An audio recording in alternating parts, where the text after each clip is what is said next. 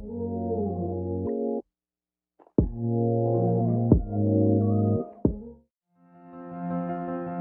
name is Katrina Mia Johnson, TT Trina or Kat, and I'd like to say my life is original, but my life started before I knew it. My mother likes to say my life was a God incident or a blessing that was always planned. Before I was born, my 3 older brothers were born, Marquise, Frank, and Isaiah, and I like to think of them as blood brothers. From what I was told, my parents at the time were non-existent. I have one memory of me and my brother in a crib while he is standing up crying, but no one was coming to get him. My father was in and out of jail for drugs and other stuff while my mother wasn't really taking care of us. So the responsibility was left onto my older brother Marquise, who at the time was only around 7 years old. As he grew up, because of this part of his life, he has always been there for me and is extremely protective of me. I guess after 7 years of not taking care of a 7-year-old boy, a 6-year-old boy, a 4-year-old boy, and a 2.5-year-old girl, it's long enough for social services to intervene, and we were removed from my parents and placed in the care of my father's family, only for that situation to fall apart. And then we were placed into foster care. From this point on, I have no memory of what my life was like, so I guess my mind blocked out the negative situations.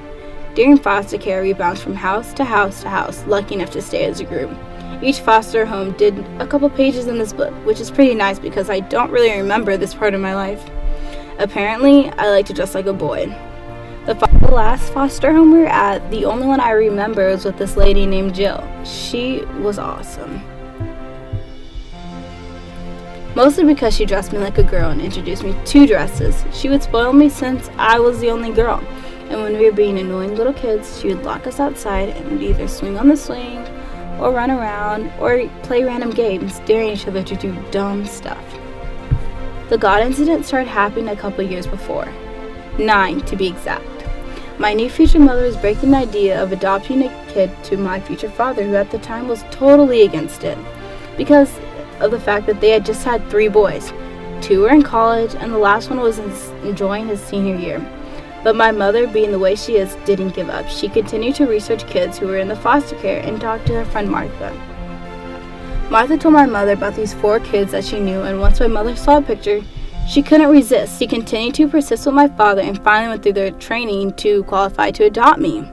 My mother believes that God planted a seed in her brain while Marquise was born and let the idea grow and mature till it was ready for us to be adopted as a group. The likelihood of being adopted as a group is extremely unlikely because of the fact that no one really wants 4 kids at once. In fact, there was a family that was interested in me in New York, but they were only interested in me and not my brother, so there was no way that the adoption agency would let them adopt us, or adopt me. As time passed, my future parents were able to visit us and get to know us. The first time meeting was at a gymnastics class. I don't really remember meeting them, but my mother says I was a sassy little girl, but she knew she loved me at that moment. We would visit their house in Chuck E. Cheese, which was extremely fun, and they even did mine, Frank, and Isaiah's birthday parties. So when the time came for them finally to adopt us, I was excited because I would no longer feel unwanted and abandoned because I had a whole family that finally wanted me. The adoption ceremony was in the courtroom, and I was dressed up in a new pretty dress and stood up with my new family. My mother Shelley, my father Jim, along with my new brothers James, Nick, and Joel. And while they were going through the information, me and my brothers were allowed to go in the back of the court and pick out a new stuffed animal. Naturally, I went for the biggest one, only for my other brother to steal it from me. So with a pouty face, I went back into the courtroom with a very special bear that moved its arms instead. By the time we picked out our stuffed animals and went back out, they were almost done, so I jumped into my new dad's arms and smiled because I had finally found new parents to love me and look after me, along with 3 new older brothers to watch my back. At the time, I was only 4 years old, and my life was complete. I had a new family.